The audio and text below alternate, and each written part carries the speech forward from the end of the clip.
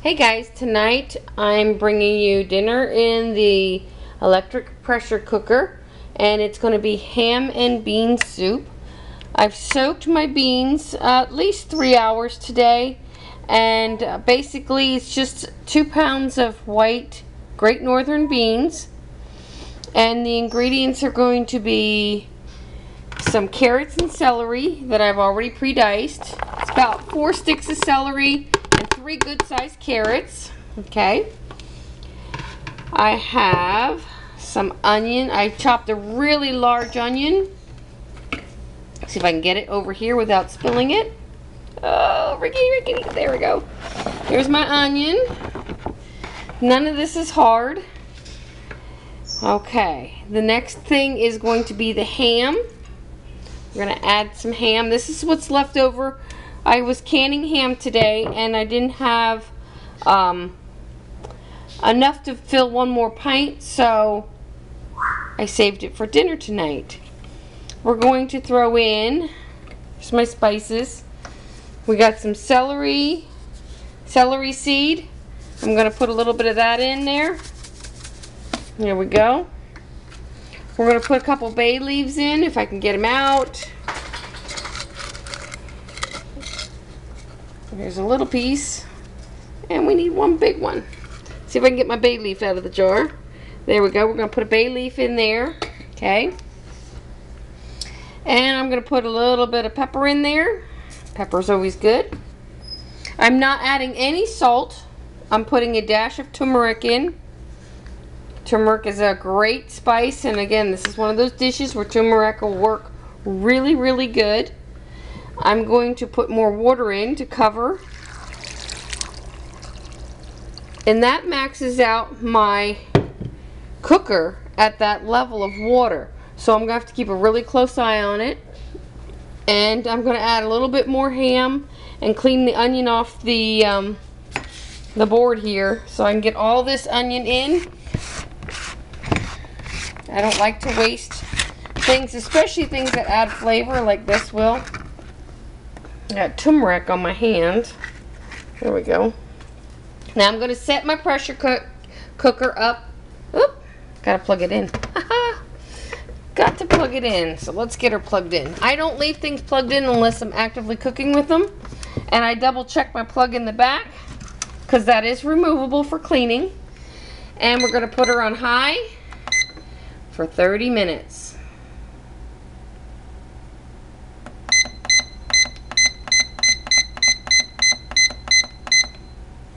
I'm going to start now. Even though I'm not putting the lid on, it'll start heating up because all of the things in this cooker right now are cold, so I can actually start heating it up while I finish adding the rest of my ham. I'm going to go grab my ham, I'm going to put the rest in, and then I'll bring you back. Now, as you can see, I got everything in there, and I'm going to get a spoon and give it a stir to mix all my ingredients really well. There we go.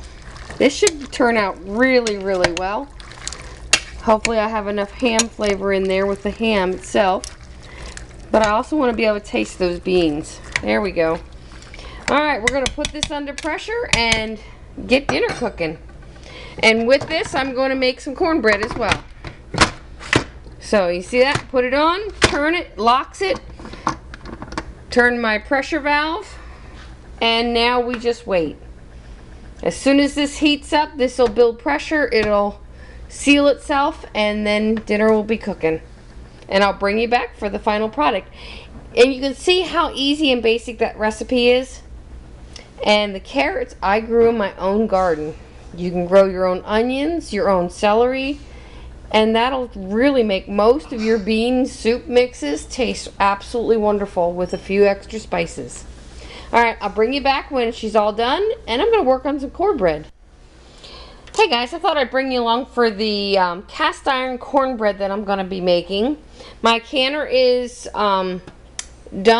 The last of the ham is in here. I'm going to take that out while dinner's cooking, but I'm also going to get my cornbread going. And basically, I have a cornbread mix. It's Kratz's cornbread mix, which is just add water, but to me, I like cornbread, a buttery cornbread. So I'm going to throw about 2 teaspoons, maybe 3 teaspoons of butter in my pan, okay? And I'm preheating my cast iron, which is part of the process of making a good cast iron cornbread. And it actually will help you brown and crisp up the bottom of your cornbread. Now my next step is to actually mix the cornbread. I'm going to turn my heat down because I don't want to burn the butter, but I want the pan to get hot with the butter melted. This is what's left of my half-gallon jar of short-term food cornbread mix, and I'm going to add the whole amount in there. There we go. I'm also going to put an egg in there. Let me see if I can set this camera up on this jar now that it's empty. Too tall. Too tall.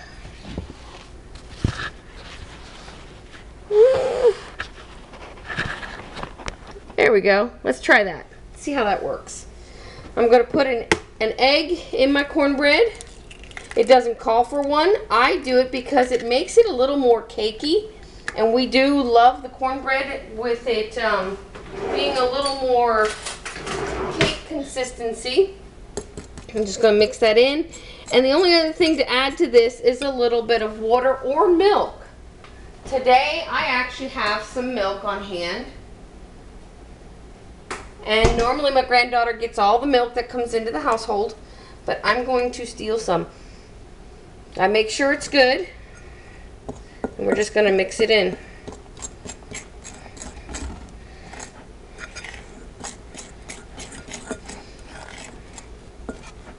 Now I've been making this cornbread for a few years now, so I kind of know the consistency that I'm looking for.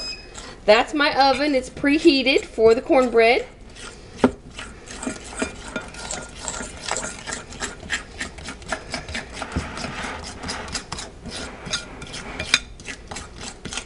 We also use the Kratz buttermilk pancake mixes.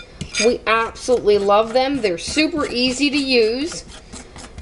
And even my granddaughter can put it together for a nice pancake breakfast. She helps her papa all the time make cornbread, not cornbread, but pancakes. Now there's one more step here, and then it can go right into the oven. Because by the time this is done, dinner will be almost done as well. See if I can bring you over here. Alright, now, get rid of the fork, the mixing fork. The consistency, as you can see, is thick, but not super runny. Alright, I'm just going to set that there. And can you see my fry pan? Oh yeah, good. The fry pan has all the butter melted now. So all I'm going to do is add this to the pan. Now some people can add some corn or cream of corn to this to add some texture to it, and that would be absolutely wonderful. Tonight I'm just going with basic cornbread. I'm tired and I've already put all my effort into the canning and getting the bean soup ready, so okay, that's ready for the oven. That's ready for cleaning in the sink. And let me show you. You can see how the butter is all up along the edges. That's what we're wanting. And now all I gotta do is slide it in the oven. The handle isn't hot yet, so I can grab it by the handle. And in the oven it goes. That's gonna make some of the best cornbread you've ever tasted. And I'll be back. Let's take a peek in the canner. Today's been one of those days. It's go, go, go. It's hurry up and get done. But then there's always something else to do. See, the canner's still super hot. Let me see if we can take this ham out. This is the last of the ham. Now I'm going to leave the canner set up in case I have any leftover bean soup. And I might actually can up some of that bean soup tonight. Our refrigerator is super full. Now look at the cans. The jars are really nice and full. There's broth all the way up to the top, and that's good so the top layer of the meat doesn't dry out. And there you go. That's today's canning results. And I got a few dishes to wash again. All right, we'll bring you back when dinner's ready. Hey guys, I'm back. Look at this cornbread. There's nothing like cast iron cornbread in my book. What I need to do now is actually get this cornbread out of the pan.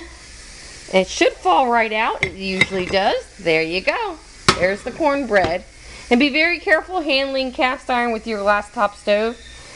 It's really not a good combination. I should be able to flip that right over. Oh, it's nice and warm. Now, it's been out of the oven for a little while, and it's cooled off enough that I can touch it. But it's still warm enough it's going to melt butter. Okay? So that's the cornbread for tonight. And I'm taking the pressure off of the ham and bean soup. I'm waiting anxiously to see how this turned out. As you can see right now, it's on the keep warm setting. Usually at this point you can just turn your pressure cooker off. So you don't need that extra heat, making this prolong itself as far as letting the pressure out. And what we're waiting for is we're waiting for this red pin to drop so we know it's safe to open the canner or the cooker. Let me go grab a bowl a while. We're going to grab our heavy duty soup bowls. This is mine. It's got all the hearts on. We're going to need a soup dipper. We got a soup dipper. I just cannot wait to see how this turns out. And then we have our taste testers as well.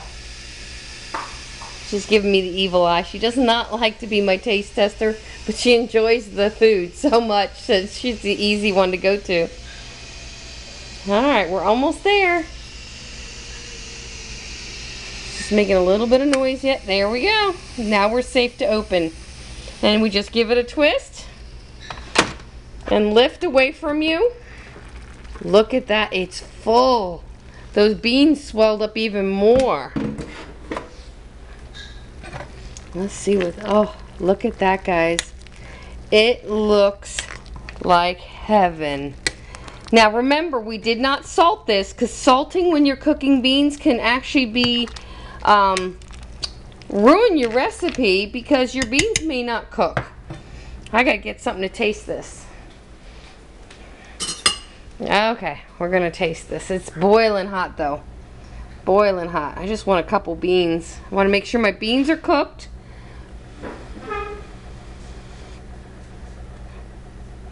Oh yeah, tender. Oh my gosh, yeah. Now, if you want to add salt, would be the time to add salt. What I try and do is let everybody salt their own food at this point, because it's not to the point where it's in desperate need of salt, so everybody has their own salt taste. So let's get this plated up and we'll see what the rest of the family thinks. Alright family, what's the verdict on this, the homemade ham and bean soup? The verdict is that you're not guilty. We've reached the verdict. No, I'm just kidding. It is wonderful. The beans are not hard. The ham tastes great. Stop laughing. How's the cornbread, Allie? Oh, It's wonderful. Alright, Papa, how's your ham and bean soup? Very good. We have a real good flavor. Everybody's being silly here tonight.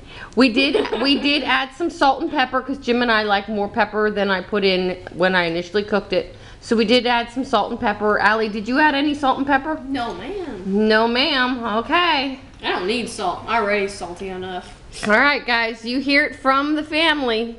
We made another successful electric pressure cooker meal.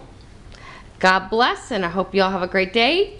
Please like and share, and see you in a few days. See if we can come up with some new video ideas. God bless.